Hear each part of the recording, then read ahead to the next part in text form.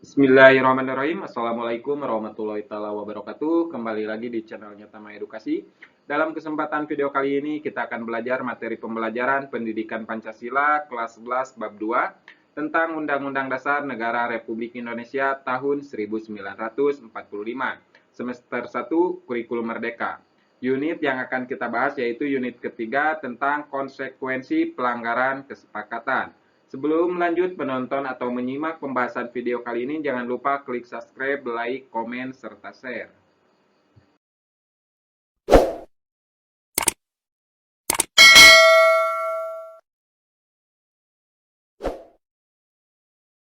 Peta konsep bab 2, yaitu unit 1, ide pendiri bangsa tentang konstitusi. Ini pernah dibahas di video sebelumnya. Unit kedua juga sudah dibahas di video sebelumnya tentang hubungan antar regulasi. Unit ketiga yang akan kita bahas di video sekarang yaitu tentang konsekuensi pelanggaran kesepakatan. Unit keempat yaitu yang akan kita bahas di video selanjutnya yaitu tentang studi kasus pelanggaran norma dan regulasi. Unit ketiga, tentang tujuan pembelajaran. Peserta didik itu dapat mengidentifikasi berbagai jenis kesepakatan bersama yang ada di sekolah. Peserta didik juga dapat mengevaluasi pelaksanaan kesepakatan bersama di sekolah.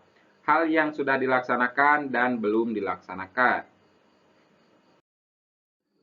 Baik, langsung saja kita bahas unit ketiga tentang konsekuensi pelanggaran kesepakatan. Kesepakatan atau disebut juga pemufakatan diartikan sebagai sikap yang menyepakati akan satu atau beberapa hal oleh satu pihak dengan pihak lain, di mana kesepakatan tersebut dilakukan dalam rangka mencapai tujuan tertentu. Kesepakatan memiliki prinsip-prinsip yang adil, tidak memberatkan hanya salah satu pihak, bertanggung jawab, dan memiliki konsekuensi hukum atau sanksi. Jika terjadi pelanggaran atau penyelewengan atas kesepakatan yang telah dibuat bersama tersebut. Kesepakatan juga berkorelasi dengan norma, sebab norma merupakan kesepakatan sosial. Kisi-kisi kesepakatan dapat bersumber dari manapun, dari ajaran agama, adat, ataupun budaya. Usia norma dapat panjang, dapat pula pendek. Terkadang norma menyesuaikan perkembangan zaman. Oleh karena itu, aturan main dalam norma dapat berubah setiap saat. Terkadang rigid atau kaku, tetapi terkadang juga sangat fleksibel. Antara norma dan kesepakatan. Lalu apa perbedaan antara norma dan kesepakatan? Norma adalah sebuah kesepakatan yang dibangun oleh masyarakat. Norma dibuat sebagai aturan bersama, sebagai cara hidup bersama, dan sekaligus menjadi pemandu untuk mencapai tujuan bersama. Kesepakatan itu dibuat melalui beberapa cara, melewati beberapa pertemuan dan diskusi yang mendalam, serta melibatkan banyak orang dengan segala kepentingannya. Sebagai sebuah kesepakatan, norma dibuat untuk dijalankan. Norma dibuat bukan untuk dilanggar. Siapapun anggota masyarakat yang tercakup dalam wilayah geografis maupun non-geografis norma harus melaksanakan kesepakatan yang dirumuskan dalam bentuk norma, baik tertulis maupun tidak tertulis. Itulah mengapa norma harus dibuat sebagai cermin dari kehendak bersama, sebagai refleksi akhir dari berbagai pertimbangan yang melibatkan berbagai tokoh masyarakat, dari agamawan, ahli hukum, pemegang adat istiadat, dan ahli moral atau etika. Norma dibuat bukan sebagai cara untuk melegalkan tindakan yang bertentangan dengan sumber-sumber norma itu sendiri, yakni agama, hukum, sosial, dan kesusilaan. Oleh karena itu, norma harus ditaati. Apabila ada yang melanggar norma, harus siap menerima konsekuensi dari berbagai pelanggaran tersebut. Konsekuensi bukan hanya terhadap pelaku pelanggaran, tetapi juga dampak yang ditimbulkan terhadap masyarakat. Seperti halnya tawuran, Sudah barang tentu ada kesepakatan umum bahwa hal tersebut tidak diperbolehkan.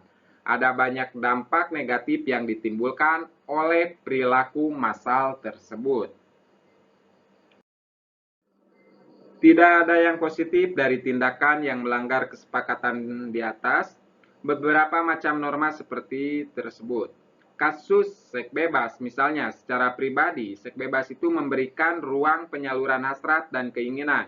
Namun, seks bebas juga sekaligus merupakan tindakan melanggar terhadap hak orang lain.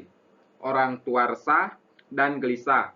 Seks tanpa ikatan perkawinan itu menghancurkan cita-cita ketentraman yang diidamkan oleh masyarakat. Norma di sekolah, seperti halnya di masyarakat, norma di sekolah pun disepakati oleh berbagai pihak, dari manajemen sekolah, guru, orang tua, peserta didik, hingga masyarakat. Nah, norma juga hendaknya disusun dengan melibatkan berbagai pihak tersebut secara demokratis. Mereka bersama-sama berdiskusi.